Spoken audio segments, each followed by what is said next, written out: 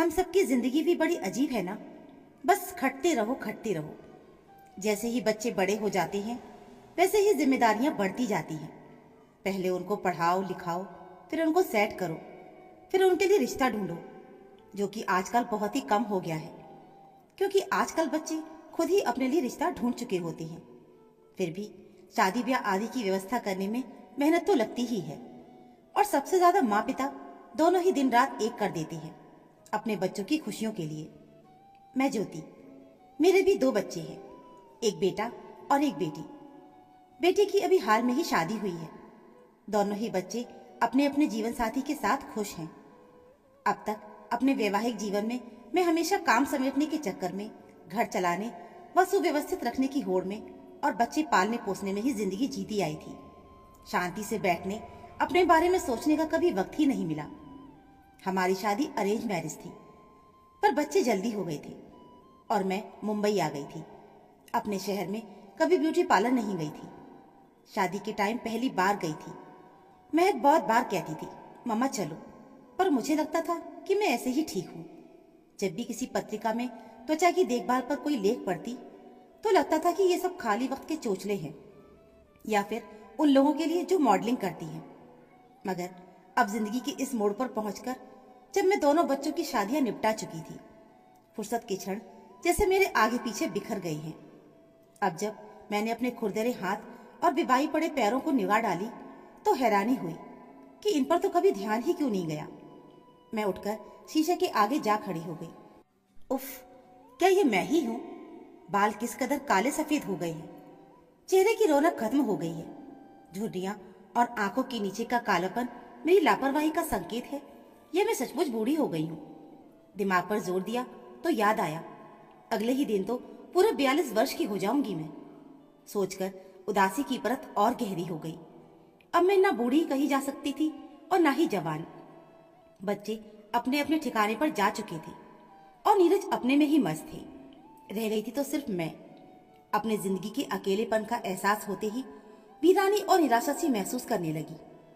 अतीत को टटोला तो लगा अपनी नासमझ या फिर जिद्दीपन, या दोनों ही की वजह से मैं अपने बच्चों की सिर्फ माँ बन सकी हूँ, एक अच्छी पत्नी नहीं। फिर सोचा खैर जो हुआ सो हुआ, अब अपना फुर्सत का साथी अपने पति को ही बनाना होगा। बच्चों के पीछे तो सारी जिंदगी ही बिता दी। तभी किसी ने दरवाजा खटखटाया। मैंने दरवाजा खोला, देखा मेरे पति नीरज ऑफिस से लौट आए हैं। मैंने मुस्कुराकर उनका स्वागत किया। नीरज बोले, ओह, आज ये सूरज कहाँ से उगा है? तुम और फुर्सत से मुस्कुराकर मेरा स्वागत कर रही हो। क्यों भाई, तुम्हें तो इस वक्त रसोई में होना चाहिए था ना, या मोबाइल पर, या भाभी फिर माँ से चुगली करने में व्यस्त। नीरज का व्यंग मुझे अंदर तक कचोट गया। मैं सारा उत्साह बटोर कर बोली, अब दोनों बच्चे चले गए हैं, आखिर अब तो फुर्सत होनी चाहिए। नीरज बोले, पर मुझे अब फुर्सत नहीं है। मेरी फुर्सत के क्षणों पर मेरे उन दोस्तों का अधिकार हो गया है जो शादी से पहले साथ थे। फिर कुछ उदास से होकर कहने लगे, मैंने कितना चाहा कि तुम मेरे साथ रहो, मेरी हमदम रहो। शादी के पहले ही साल वंश हो गया, पर तुम्हें तो बस बच्चों के आगे कभी कुछ सूझा ही नहीं। मैंने कहा भी था कि गर्भपात करा लो, पर तुम्हारी दकियानूसी माँ वो नहीं मानी। अब मैं मजबूर हूँ। चाहो तो रोज की तरह रसोई से चाय बनाकर महक के हाथ भेज दो, मैं तब तक तैयार हो रहा हूँ। आधे घंटे में हम सब अपने दोस्त के फ्लैट पर मिल रहे हैं। नीरज मुझे आहत करके दूसरे कमरे में चले गए। मैं हताश से कमरे से निकलकर रसोई में आ गई। नीरज ये भी भूल गए थे कि महक अब ससुराल जा चुकी है। चाय बनाते बनाते मैं सोचती रही कि आज नीरज उसके जाने के बाद पहली बार ऑफिस गई है, इसलिए शायद रोज के क्रम को याद कर रही है। चाय बनाकर मैंने नीरज को दे दी। कप पकड़ते हुए बोले, ओह, मैं तो भूल ही गया था कि महक तो अब है ही नहीं। नीरज चुपचाप चाय पीकर मेरे हाथों में प्याला पकड़ाते हुए बोले, खैर मैं चलता हूँ, देर हो रही है। मैंने निरी से होकर उनके जाने के बाद दरवाजा बंद कर लिया। मुझे नीरज पर बहुत गुस्सा आया। एक तो मैं इतना अकेलापन महसूस कर रही थी, उस पर व्यंग मार चलाकर मुझे और आहत कर गए। निढाल सी पड़कर मैं अनायास रोने लगी कि एक दिन दोस्तों के साथ महफिल ना सजाते तो क्या हो जाता। यही सोच सोचकर मैं काफी देर तक रोती रही। फिर मुझे लगा शायद ऐसी स्थिति पर पहुंचने के लिए मैं स्वयं जिम्मेदार हूं। आज कुछ नया तो नहीं घटा। फिर 19 वर्षों के बाद ही क्यों मुझे नीरज का इस तरह जाना खल रहा है। ऐसा तो हर शाम होता था, पर मुझे कभी कुछ खास ही नहीं लगा, या शायद बच्चों की झंझटों से निकलकर मैंने कभी इस बात पर ज्यादा गौर ही नहीं किया। लगा कि अब शायद सचमुच में मैं बहुत फुर्सत में हूं। तभी तो 19 वर्ष पूर्व के अपने सुनहले रुपहले दिन मुझे याद आने लगे थे। नीरज से जिस वक्त मेरी शादी हुई थी, उस वक्त मैं और नीरज एक दूसरे में ही खोए रहते थे। उनके ऑफिस जाने तक मैं उनके आगे पीछे ही घूमती रहती थी, उनकी हर जरूरत का ध्यान रखती थी। हम लोग एक बड़े कस्बे से आए थे। अच्छी पढ़ाई लिखाई के बावजूद मुझे घर में रहना ही पसंद था। नीरज ने बहुत कहा कि कोई नौकरी कर लो, पर मैं नहीं मानी कि बच्चों को कौन देखेगा। शुरू शुरू में दिन भर मैं नीरज के इंतजार में उनकी मनपसंद चीजें बनाती रहती।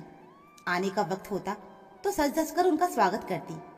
शादी के 1 साल में ही मैं गर्भवती हो गई। एहतियात के लिए घूमना फिरना काफी कम कर दिया। नीरज को घूमने और पिक्चर देखने का बेहद शौक था, पर मैं उन्हें थोड़े ही दिन की तो बात है कहकर उन प्रोग्राम को टालने लगी थी। फिर 9 महीने के बाद वंश जब मेरी गोद में आया तो मानो मुझे सब कुछ मिल गया। हमने प्यार से उसका नाम वंश रखा।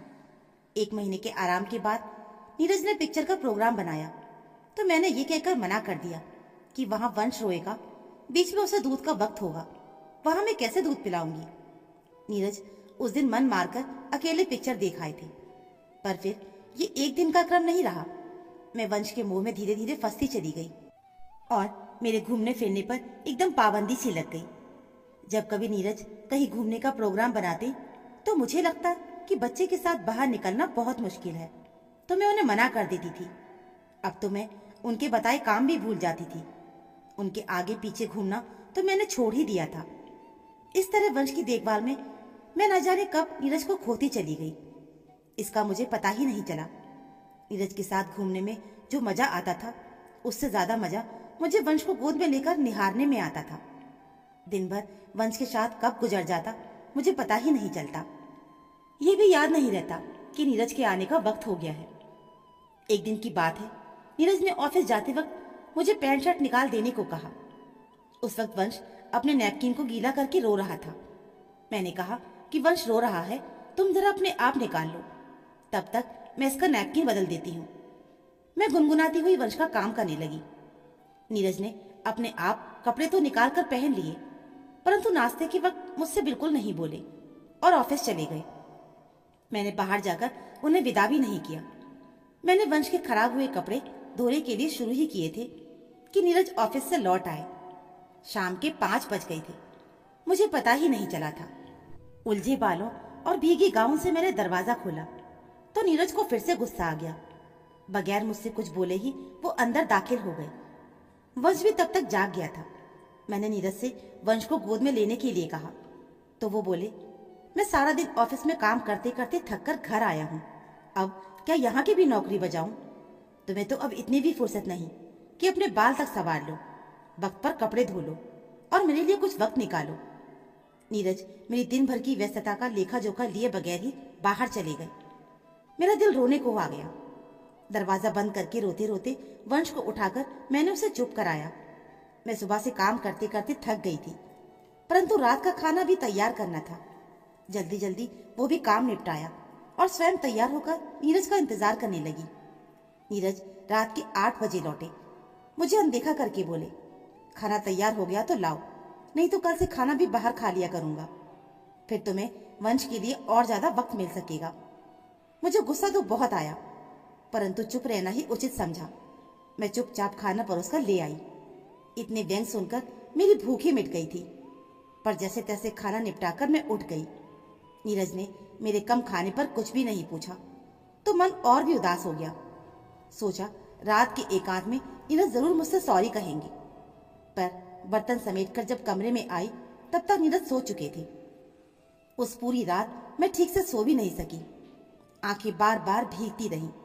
मन में विचार भी आया कि नीरज कहीं किसी लड़की के चक्कर में तो नहीं फंस गए, पर अंत में ये सोचकर कि आगे से नीरज के आने के वक्त पर ठीक से तैयार हो जाया करूंगी, और मैं हल्की होकर सो गई।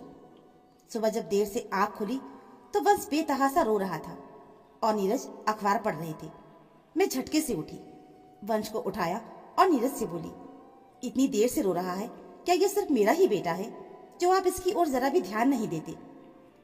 नीरज चिढ़कर बोले, अलार्म का काम कर रहा था तुम्हारा सुपुत्र, सो मैं बैठा रहा ताकि तुम उठकर चाय तो बना दो। अब इसके होने पर न जाने क्या क्या बंद होने वाला है मेरा। जैसे मुझे खिजाते हुए वो दोबारा अखबार पढ़ने लगी। मैंने उठकर वंश को दूध दिया, फिर स्वयं बाथरूम से निपटकर चाय बना के लाई।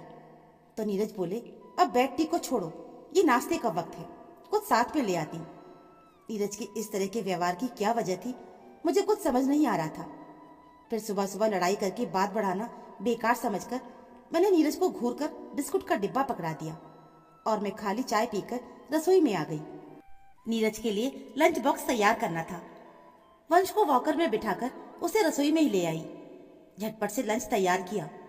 तब तक नीरज तैयार हो चुके थे। मैंने चुपचाप लंच बॉक्स नीरज को पकड़ा दिया। बाहर तक छोड़ने आई तो नीरज मेरी ओर बगैर ध्यान दिए ही चले गए। सारा दिन मेरा मन बुझा सा रहा, अंदर का खालीपन और गहरा हो गया। मैं सारा काम चुपचाप करती रही।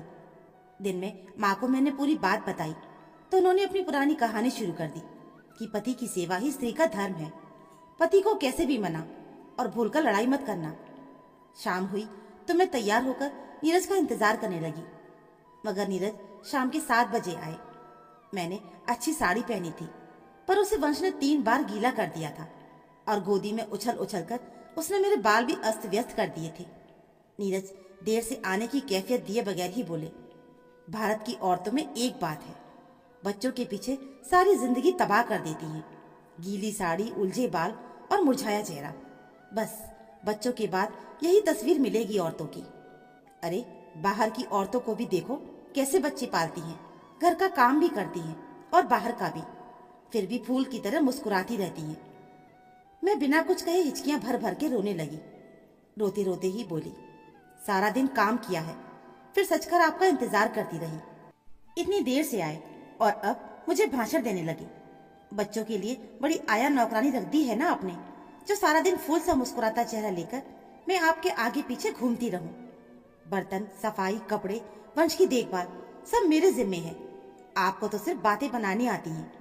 काम से लौटकर जख्मी तीर चला देती हो। अब वंश को आप ही संभालो, मैं कुछ दिनों के लिए मायके जा रही हूँ। कहकर मैं सचमुच में अपने कपड़े समेटने लगी। नीरज सिर पिटाकर बोले, अरे भाई, मैं तो मजाक कर रहा था, तुम्हारे बगैर कहीं मेरा गुजारा है? थोड़ा हमारा भी कुछ ख्याल रख लिया करो बस। मैं पिघल गई। खाना खाकर नीरज टहलने गए तो मेरे लिए एक कोल्ड क्रीम और एक हैंड लोशन खरीद कर लेकर आए। बोले, काम के बाद इन्हें इस्तेमाल किया करो, हाथ खराब नहीं होंगे। सुनकर मुझे बहुत अच्छा लगा कि नीरज अब भी मुझे बहुत प्यार करती है। मैं ही बुरी हूँ जो उनका ध्यान नहीं रखती। कुछ दिन मैंने नीरज का खूब ध्यान रखा। थोड़ा जल्दी सुबह उठने से नीरज के लिए अब वक्त निकल आता था, पर थोड़े दिनों के बाद मैं इस क्रम से ऊब गई, क्योंकि दिन भर वंश मुझे सोने ही नहीं देता था और रात को भी जगाता था। नींद पूरी ना हो पाने से मैं चिड़चिड़ी सी हो गई थी और हार कर मैंने सुबह देर से उठना शुरू कर दिया। सारा दिन फिर उसी क्रम से सब काम देर से होते गए और शाम तक, नीरज के लौटने तक मैं कामों में ही उलझी रहने लगी। स्वयं अपने पर ध्यान देने और सजने के लिए वक्त निकालने का तो सवाल ही पैदा नहीं होता था। इस व्यस्तता ने मेरे हाथ, पैर और चेहरे को बेरौनक कर दिया था। अब तो नीरज ने भी घर देर से आना शुरू कर दिया था, पर वंश की देखभाल और घर की व्यवस्था में उलझकर मैं नीरज के देर से आने को कभी महत्व ही नहीं दे पाई, क्योंकि उनके जल्दी घर आने का मतलब था कि मैं भी साथ तैयार होकर कहीं घूमने निकलूं, जो मुझे खलने लगा था। बच्चों के साथ कहाँ ये सब संभव है। अच्छी साड़ी की दुर्दशा से बचने के लिए मैं अक्सर गाउन ही पहने रहती थी। नीरज ने अब कहना ही छोड़ दिया था।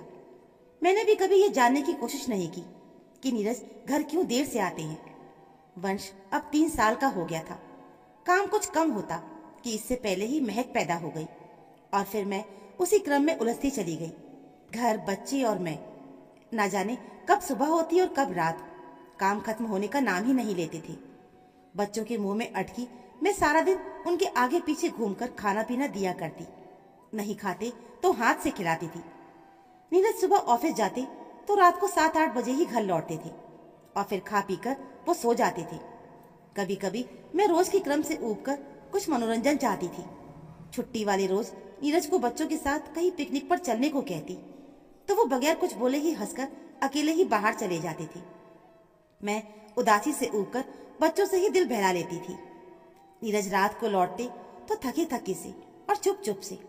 मैं समझती थी कि काम की अधिकता इंसान को चुप रहना सिखा देती है। मैं झटपट से उन्हें गरम गरम खाना परोस कर देती। बच्चे अपने पिता के आने पर सहम कर चुप हो जाते थे, क्योंकि नीरज ने कभी उन्हें प्यार से पुचकार कर गोद में ही नहीं उठाया। बच्चों को प्यार की कोई कमी महसूस ना हो, इसलिए मैं उन्हें और भी ज्यादा प्यार करती थी। उन्हीं में मैं रमी रहती थी। बच्चे धीरे धीरे बड़े होने लगे थे। मुझे एक दिन उड़ती उड़ती खबर मिली कि नीरज अपने ऑफिस की एक लड़की के साथ वक्त गुजारते हैं। सुनकर बहुत अटपटा सा लगा। गृहस्थी चलाने में क्या सच संवर कर औरत प्रेम प्यार का नाटक कर सकती है भला? मुझे लगा मर्द की इस विविधता की चाह तो मिटा पाना ही असंभव है। पत्नी आखिर पत्नी है और प्रेमिका प्रेमिका ही। यही सोचकर मैं चुप्पी साध गई कि बात खुल जाने पर बच्चों पर हमारी बहस का बुरा प्रभाव पड़ेगा। नीरज अक्सर ऑफिस की तरफ से 3-4 दिनों के लिए टूर पर जाया करते थे, पर इस बात का पता चलने पर उनके टूर के जाने के बाद मन कहीं टिकता ही नहीं था। यही सोच सोचकर मैं रात भर जागती रहती थी। 2-4 बार फोन आने पर वो हाँ हो करके फोन बंद कर देते थे और इस तरह मैं नीरज से दूर होती चली गई। वंश और महक दोनों अब जवान हो गए थे। वंश तो पिता से ज्यादा बात ही नहीं करता था, मगर एक दिन महक ने पिता से पूछ ही लिया, पापा आप रात को इतनी देर से घर क्यों आते हैं? आखिर हमें भी तो आप थोड़ा वक्त दिया कीजिए। मेरी सब सहेलियों के पिता तो उनके साथ कैरम बैडमिंटन वगैरह खेलते हैं। तब नीरज झेपते हुए बोले थे, हाँ भाई अब तुम कहती हो तो जल्दी आ जाया करेंगे, पर अभी तक तुम्हारी माँ ने तो हमसे कभी कहा ही नहीं कि जल्दी आया करो। मैं तब कटके रह गई थी, मगर उस दिन से नीरज शाम को जल्दी आने लगे थे। पर उनके शाम को जल्दी आ जाने पर भी मैं खिजी हुई सी रसोई में चाय बनाकर महक के हाथ ही भिजवा देती थी और स्वयं काम में उलझी रहती थी। मुझे महसूस होता था कि मेरे अंदर एक बांध है जो किसी दिन टूट जाएगा तो सब कुछ उसमें बह जाएगा, पर यह बांध कभी टूट नहीं पाया। ठंडी रिक्तता हम दोनों के बीच बनी ही रही। वंश ने इस बीच बीटेक कर लिया था। रिसर्च इंस्टीट्यूट में अब उसकी नौकरी लग गई थी। मैं और महक काफी अकेले पड़ गए थे। अक्सर वंश से मोबाइल पर ही बात होती रहती थी। उसे मेरी बहुत याद आती थी। फिर एक दिन वंश का मैसेज आया कि मैंने अपनी पसंद की एक लड़की से कोर्ट में शादी कर ली है। ऐसा इसलिए किया क्योंकि शायद पता चलने पर आप और पिताजी इसके लिए कभी राजी ही नहीं होते। कुछ दिन के बाद छुट्टियां मिलने पर आपका आशीर्वाद लेने आऊंगा। मैसेज पढ़कर तो मैं एकदम से टूट ही गई थी। कैसे पल पल घुट घुट कर मैंने सारी इच्छाएं और उमंगे मैंने वंश पर कुर्बान कर दी थी, और उसने मुझे शादी करके ये कैसी सूचना भेजी है। अपनी इस जीवन संध्या में जब मैं महक के ससुराल जाने के बाद वंश की बहू से ही दिल बहलाने के ढेरों ख्वाब सजो रही थी कि वे सारे उसके पत्र ने बिखेर के रख दिए थे। उसकी उम्र ही अभी क्या थी जो उसने शादी कर ली। शहरों में तो लड़के 30-35 में शादी करते हैं। नीरज तो मैसेज पढ़कर खूब हंसे और बोले, देख लिया ना बच्चों पर बेहद कुर्बान होने का नतीजा। ना तुम अब इधर की रही और ना उधर की, और भुगतो। नीरज तो कहकर रोज की तरह लापरवाही से बाहर चले गए, पर मैं बहुत रोई थी। काफी दिन उदास भी रही, मन ही मन रोती रही। गुस्से के मारे वंश को मैंने बधाई भी नहीं दी।